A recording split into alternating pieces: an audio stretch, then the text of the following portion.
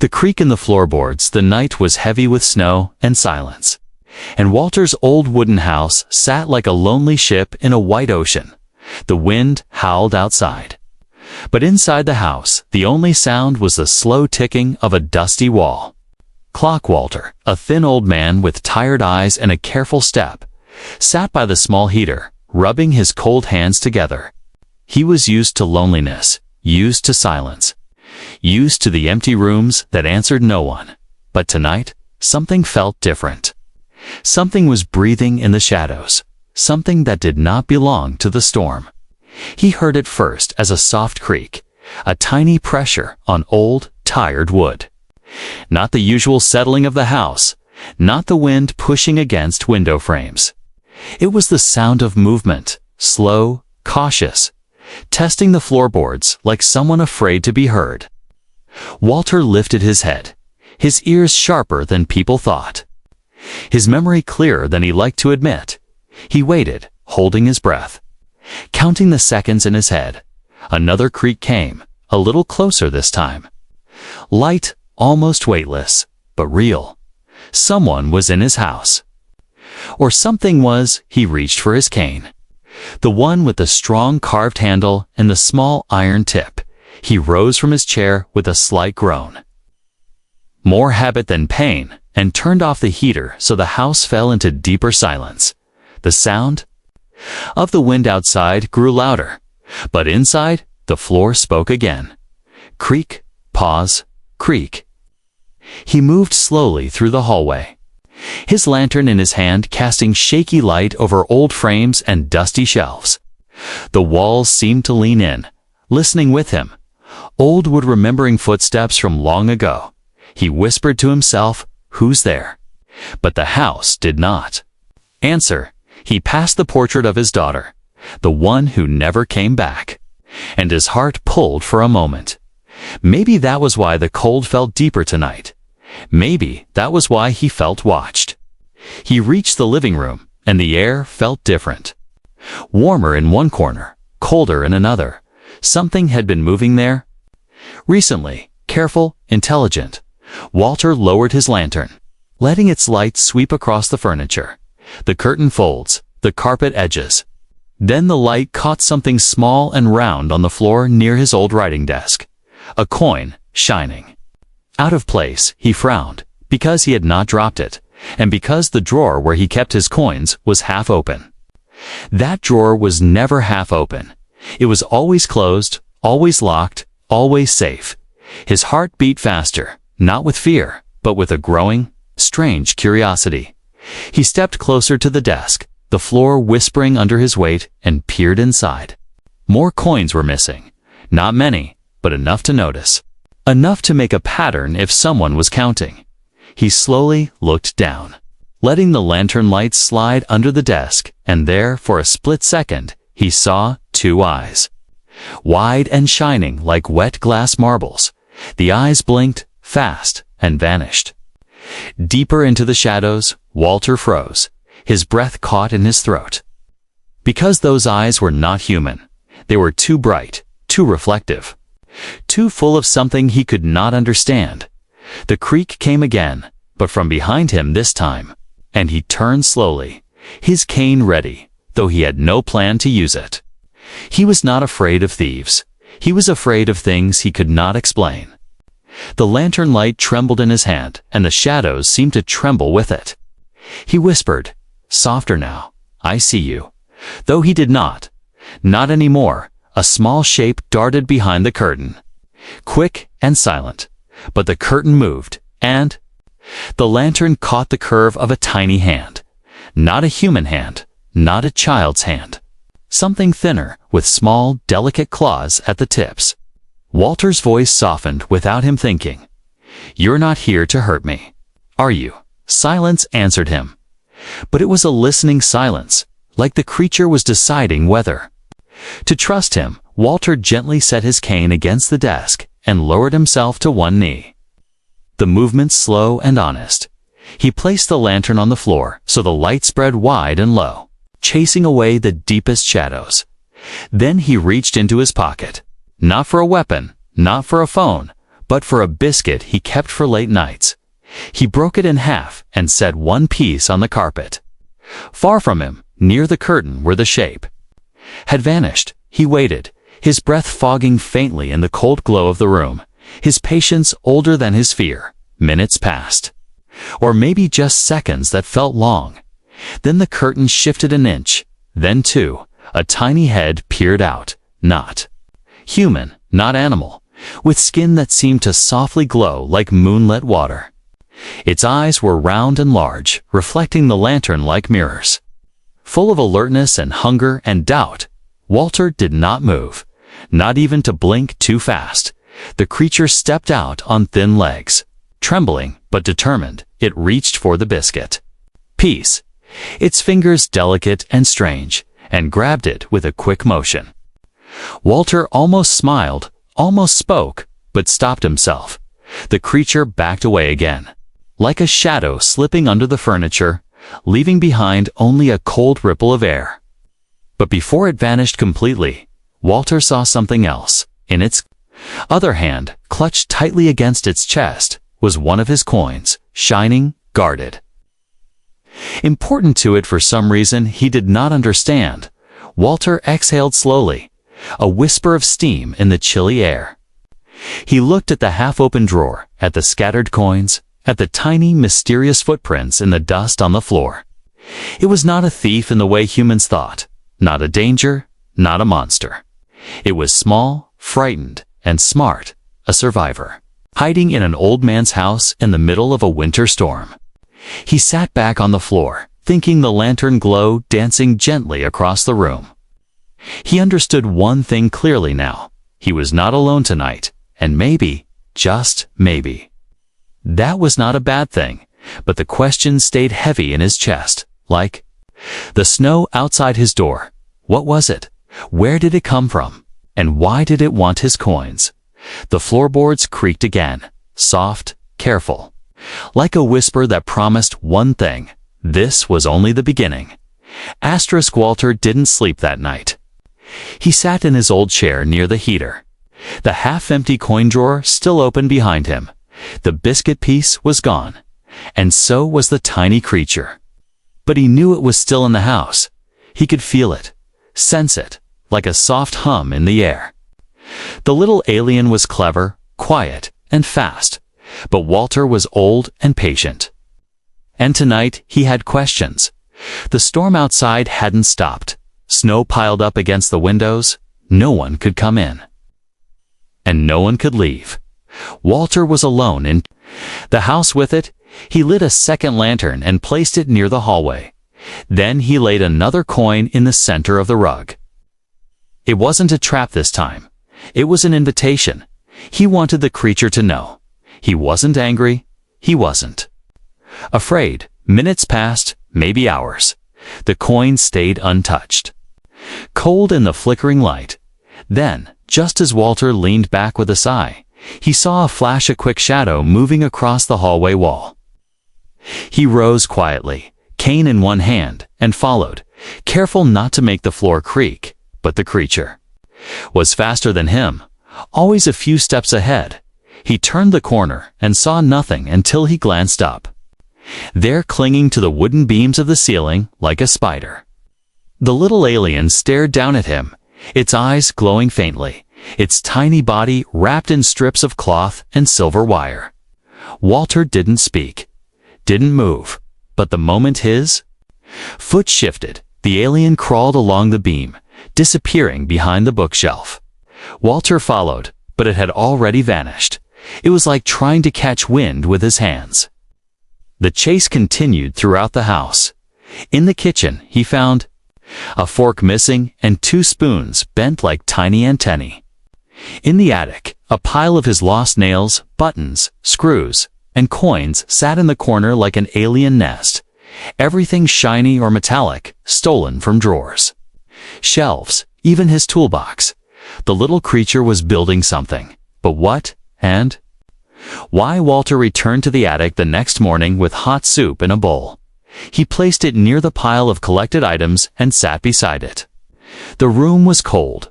The roof groaned under the snow. He didn't speak, didn't move. just waited. An hour passed, then another. Then he saw it again. The alien peeking from behind a box, sniffing the air. It moved forward, cautiously. Like a wild animal, it picked up the bowl with both hands and drank quickly. Greedily, Walter watched with kind eyes. The creature wasn't just surviving. It was starving, and its small body, though alien, looked like a child's. It had long fingers, thin limbs, and tiny scars across its arm. It didn't wear clothes, only a rough cloth tied around its shoulders like a cape and around its neck. A shiny string full of bent spoons, keys, and broken metal. "I'm not going to hurt you," Walter said softly. The creature froze, its big eyes blinking. "I saw your collection," he continued. "You like metal, don't you?" It didn't run, didn't answer, but it didn't leave either. Instead, it sat beside the soup bowl, still holding it with both hands. Walter placed another coin gently on the floor between them. The alien picked it up quickly and held it. Close to its chest, Walter smiled. "You're building something, aren't you?" he whispered. Still, no answer. But the creature didn't hide anymore, not that day. As the sun set and shadows grew longer, Walter brought more food and blankets to the attic. He cleared the dust from the floor and placed his old pillow in the corner. He left tools near the pile, things he thought the creature might need. Nuts, bolts, bits of wire, broken flashlights. That night, Walter sat by the heater again, but this time he didn't feel alone. He heard soft movements above him, little feet, quiet clinks of metal being placed together. It was working, building, creating something in the shadows, not for destruction, not for harm, but for survival. Walter didn't understand what it was, but he understood one thing. This wasn't a thief. This was someone trying to go home. The next day, Walter found something new beside his chair. It was a small metal flower made from broken keys and a twisted spoon. The petals were sharp but beautiful, the shape perfect. The alien had left it for him, a gift. Walter picked it up and smiled. Then, softly, he said to the empty room, "Thank you." He didn't know where the little alien came from. He didn't know how long it had been hiding, surviving, collecting, but he knew it was scared and hungry. And far from its world, he also knew this. He would help it, no matter what, even if the world outside never understood. Even if the snow kept falling forever, because in this lonely, silent house, he had found something more precious than gold, a mystery, a purpose, and maybe, just maybe, a friend. The morning sun barely touched the frozen windows of the house. Walter didn't sleep much again. His thoughts were full of the little alien, the way it moved, the way it built things, and the strange sadness in its glowing eyes. He had lived alone for so long, and now, suddenly, his home was alive again with mystery, fear, and something that felt like hope, but he needed answers. He couldn't go on just watching from the shadows. He had to talk to the creature, really. Talk. But how do you make a wild thing trust you? You can't chase it, can't force it. So he came up with a plan, not to harm, but to slow it down long enough for a real conversation. Walter spent the morning in his workshop. He found an old glass jar with a metal lid. He carefully tied a spoon to a string and placed it just inside the jar. At the bottom, he laid a shiny coin, one of the older ones, clean, round, bright like silver. Then he balanced the jar under a chair, connected to a small stick. The moment the spoon moved, the jar would fall and trap the little alien inside. It was risky.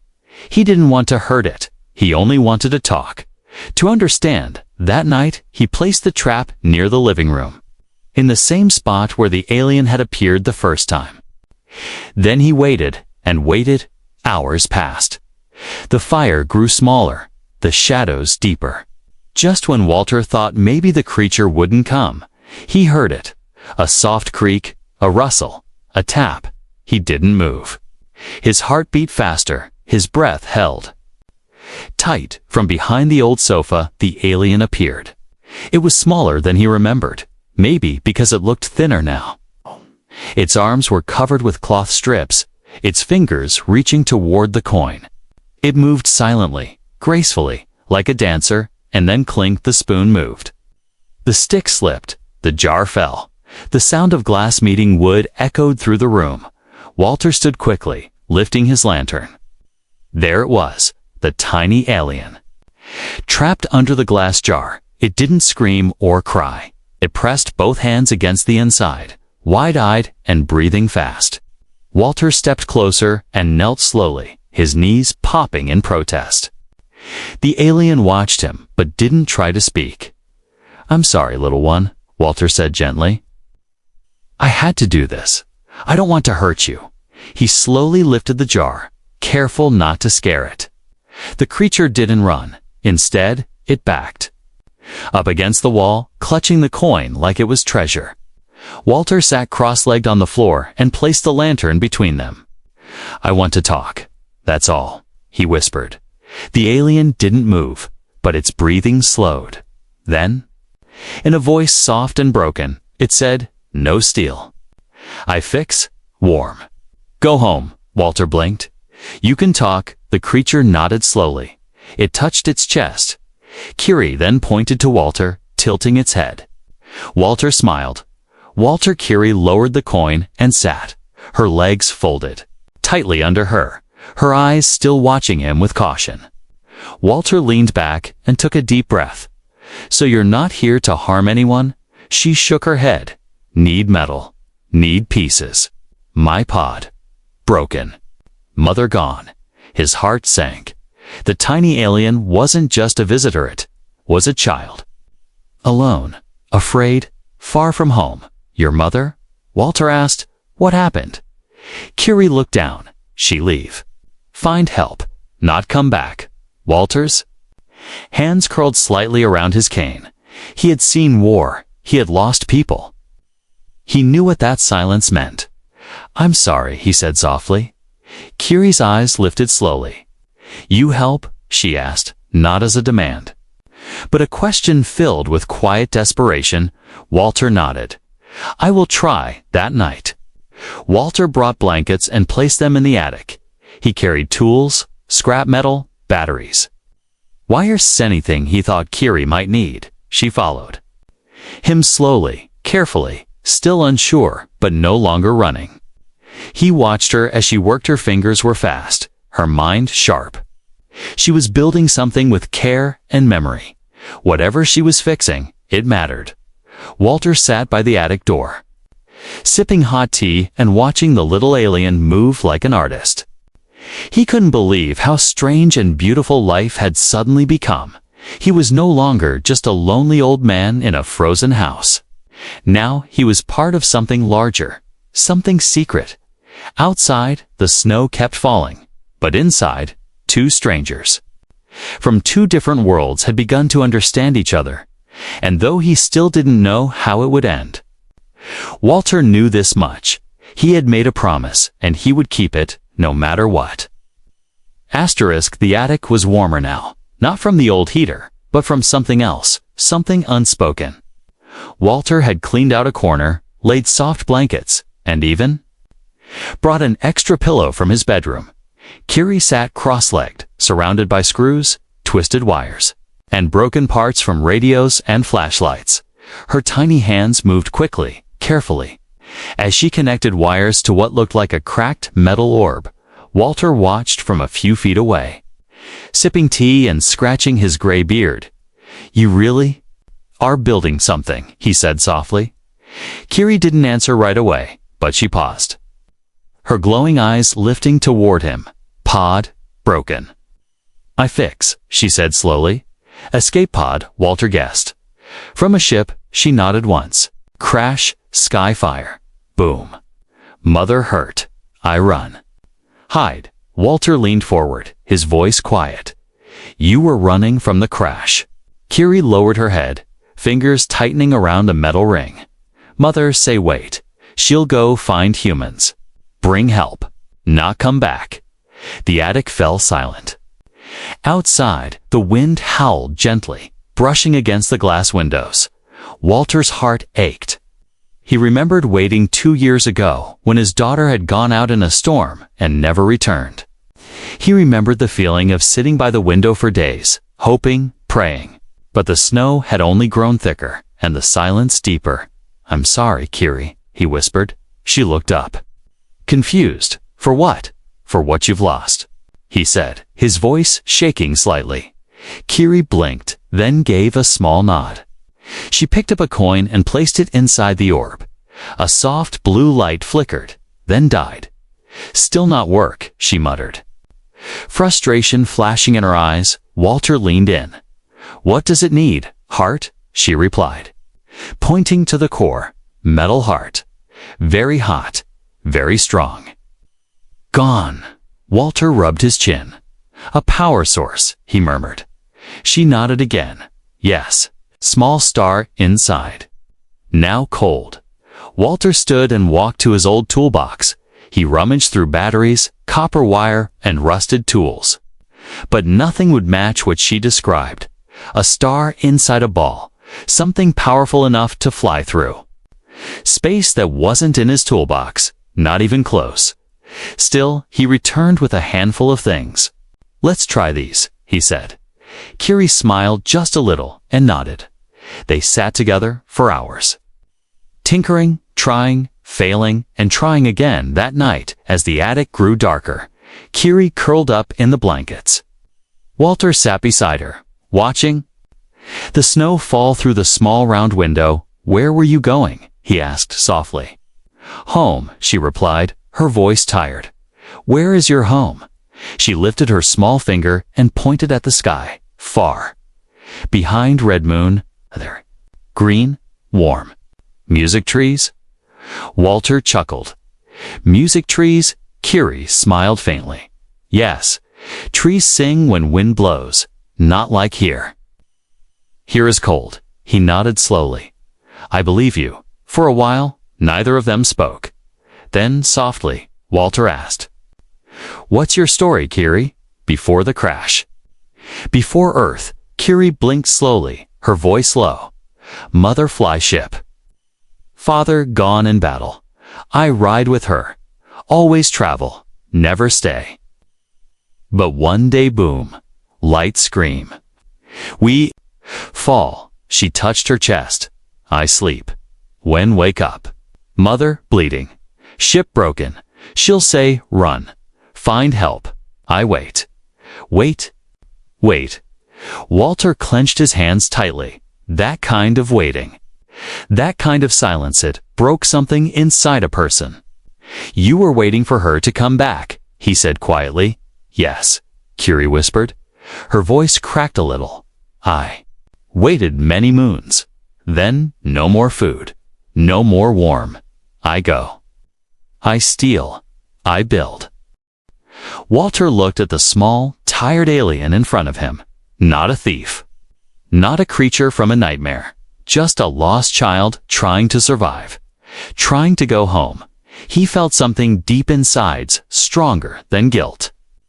Deeper than pity, he felt purpose. "You're not alone anymore," he said firmly. Kiri looked up, her eyes wide. "I'll help you," he continued. "No matter what it takes." A soft glow passed through her skin, like a pulse of light. Not bright, but warm. She nodded slowly. "Thank you." "Old human," Walter chuckled. "Name's Walter." Kiri smiled gently. "Thank you, Walter," as she drifted off to sleep beside her broken pod. Walter stood and looked out the attic window again. The stars twinkled like tiny eyes in the sky. He raised a hand toward them and whispered, "I don't know where your world is, little one, but I swear I'll help you find your way back." The snow kept falling outside, but inside the attic. For the first time in many years, Walter's heart felt warm again. Because he wasn't just helping fix a machine. He was helping fix a soul, maybe even his own. The attic was no longer just a forgotten corner filled with dust and spiderwebs. It had become something new, part workshop, part spaceship, part shelter. But more than anything, It had become a place of quiet trust. Walter had never expected to share his home, especially not with a small alien girl who glowed when she was happy and cried glowing tears when she thought no one was watching. Each morning, he would wake before the sun, boil water, make tea, and bring her warm soup in a tin bowl.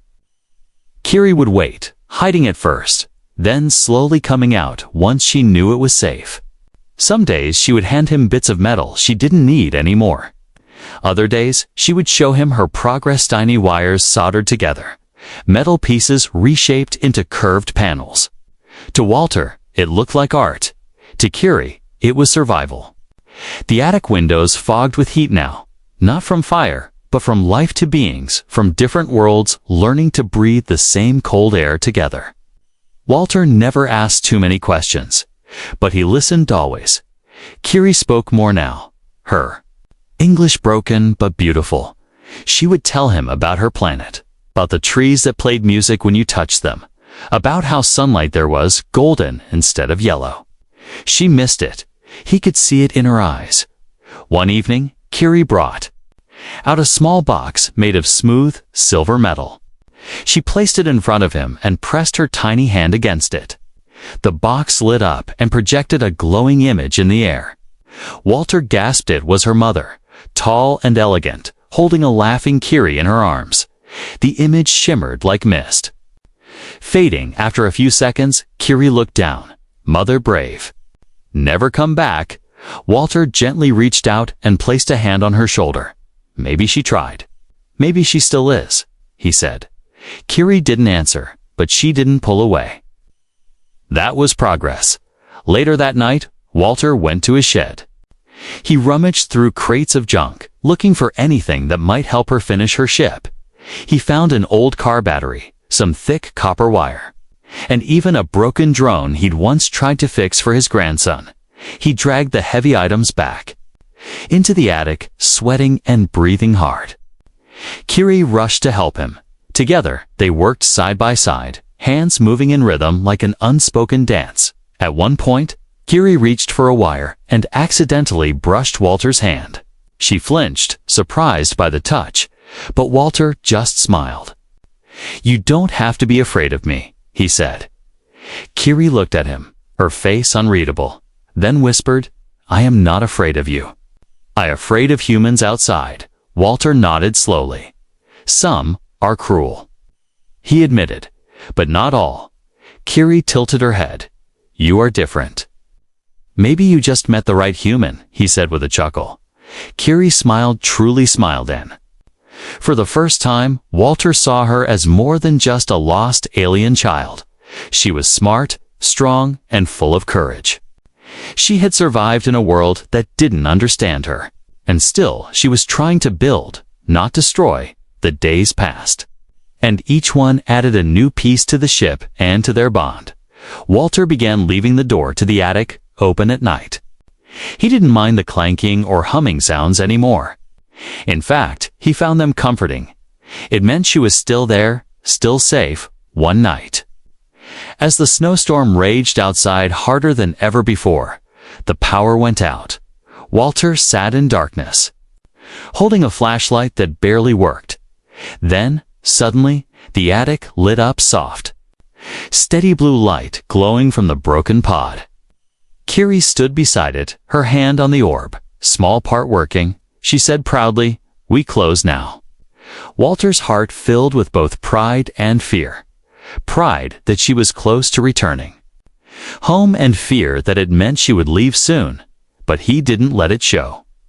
Instead, he smiled and said, "Then we better hurry, little one." From that night on, they worked harder.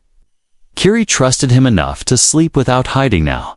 She would even hum softly while she worked strange little melodies from her world that made Walter close his eyes and imagine those golden skies. He stopped feeling the pain in his knees, the cold in his bones. He had a purpose again.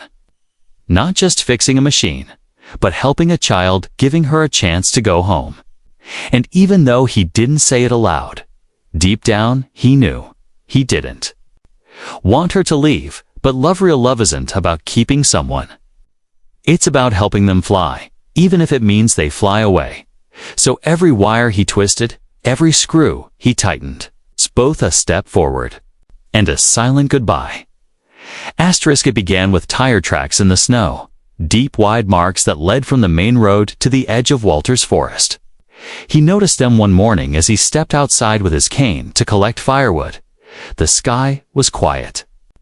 The snowfall light, but the earth told a different story. Someone had been there recently, and they weren't on foot.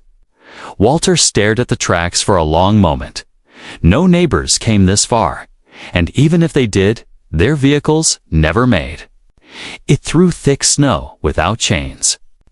Whoever came had the kind of transport used by people with authority, people who didn't knock before entering. He felt the cold settle into his chest, not the cold from winter, but the kind that came from fear. He looked up toward the attic window. Where soft blue light still flickered, Kiri was inside. Probably still sleeping under the blankets, curled beside her nearly finished escape pod.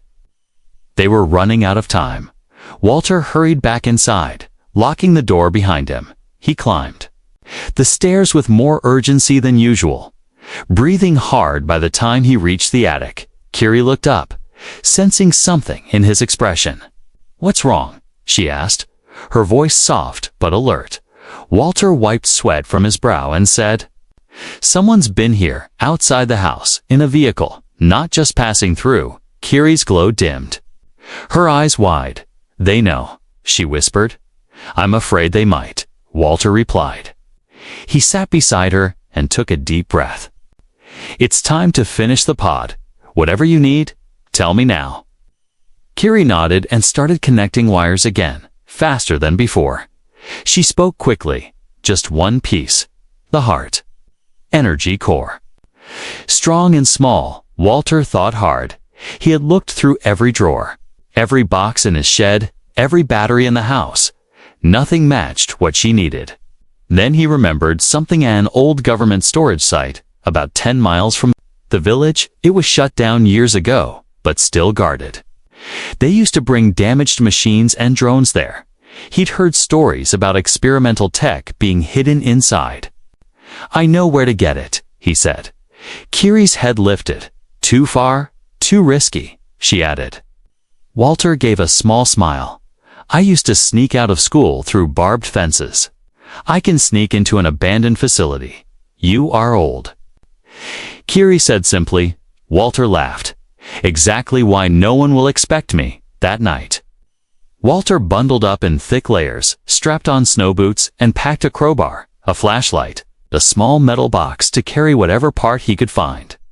He left Kiri with instructions. Stay quiet, keep building, and if anything happens, hide. "Don't open that door for anyone but me," he told her. Kiri touched her forehead to his chest.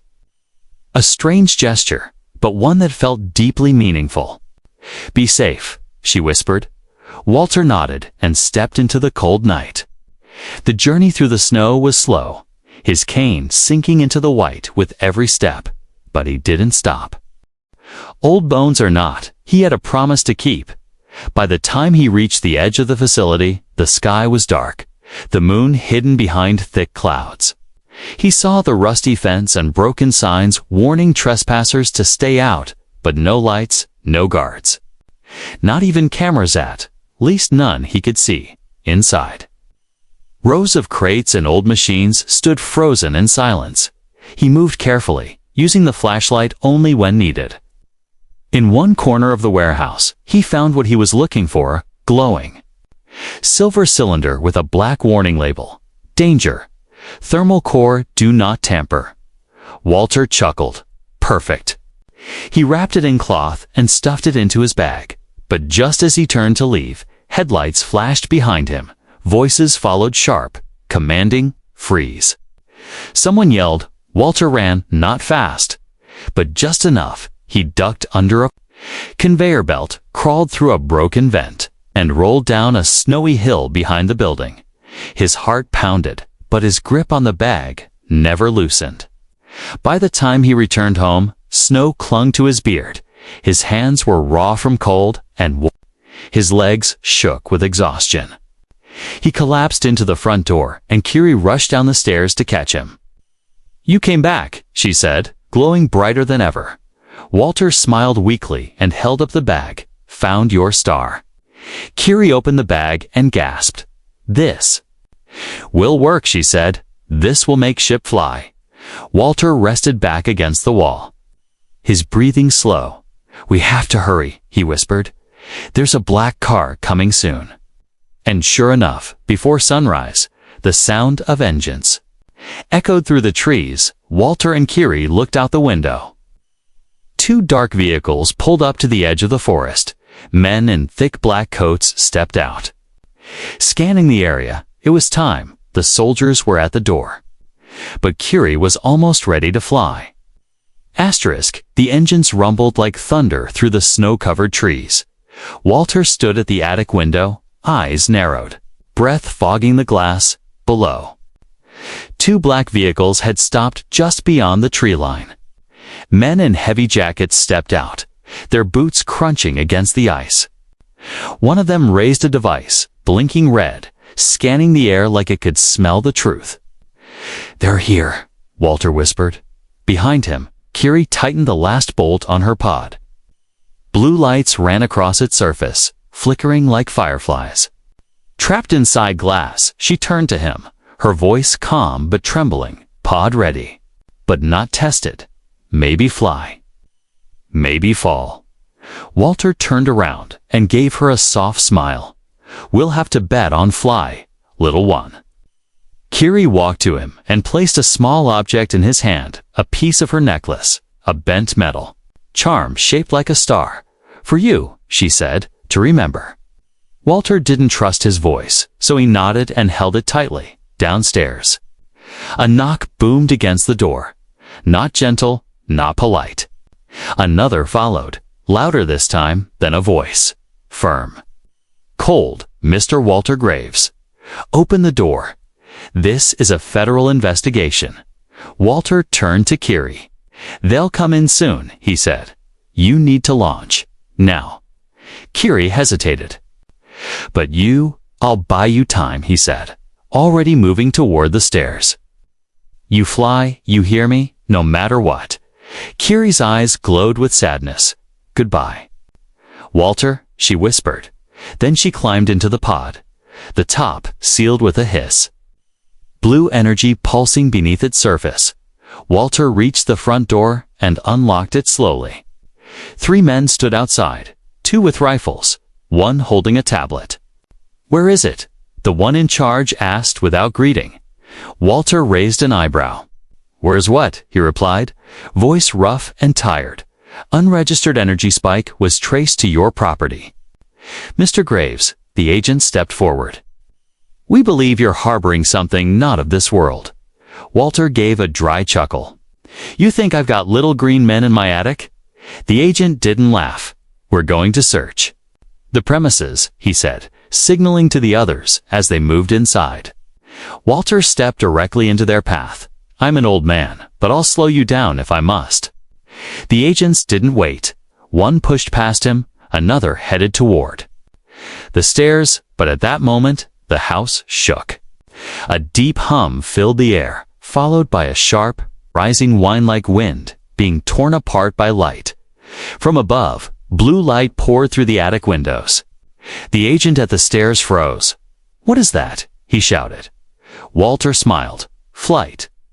He said simply. The roof split open with a sudden burst. A panel from the attic blown upward by hidden hinges Kiri had built herself. Snow and wood flew into the sky as the pod lifted slowly. Spinning with graceful speed, it hovered above the house, the soft humming growing louder.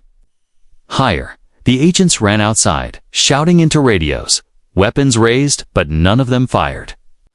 They were too shocked, too late. Walter stepped onto the porch and looked up. The pod hovered for a moment longer, then tilted gently in his direction. Through the clear glass, he saw Kiri. Her small hand pressed against the window he raised. His own tears caught in the corners of his tired eyes. "You did it, kid," he whispered. "You really did it." Then With a flash of silver blue light, the pod shot upward. Faster than any jet he'd ever seen, it vanished into the clouds, leaving behind only a trail of light that shimmered like a falling star.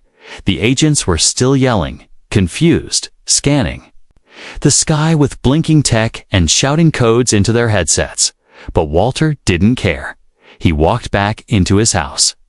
Past the broken door, past the scattered snow. He climbed the attic stairs one last time. There, in the quiet space where the pod had once rested, he found a single coin, not his.